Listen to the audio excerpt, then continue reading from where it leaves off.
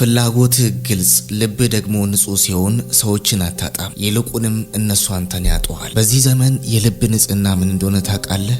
ማስመሰል፣ መሸንገል፣ ያልሆኑትን ሆኛለሁ ማለት ነው። ልብ ንጹህ ሲሆን ተንኮል አታውቅም፣ ሰዎችን አታታልልም፣ ወይም ያደረግከውን መልካም ነገር አትቆጥርም። እውነተኛ ትሆናለህ፣ ሁልጊዜም ታማኝ ሆነ ትገኛለህ። ያለምንም ድብቅ ዓላማ ሰውን ከልብ ትወዳለህ። ሰዎች ግን ቅንነትን እንደ ድክመት ይቆጥሩታል፣ በትዕግስት ይጠቀሙብሃል፣ ዝምታንም አቅልለው ያዩታል፣ ግድ የለሽ ይሆኑብሃል። ልብ ንጹህ በመሆኑ ምክንያት የምታጣቸው ሰዎች ኪሳራ ሳይሆኑ ቦታ ማስያዝ ነው። ወደህ ሳይሆን ካንተ ጋር ስለማይጣጣሙ ነው። ያንተ መገኘት የልባቸውን ክፋት ያጋልጥባቸዋል፣ ህሊናቸውን ይወቅሳቸዋል፣ ምቾት ይነሳቸዋል። ያንተ መገኘት እውነትን ሲፈልግ፣ የነሱ መገኘት ግን ኩራትን ይፈልጋል። እውነት ወደ ክፍሉ ሲገባ ኩራት ሁልጊዜ ይወጣል። አንተ እነሱን አላጣቸውም፣ እነሱ ግን መልካም የሚመኝላቸውን ሰው አጡ እንጂ።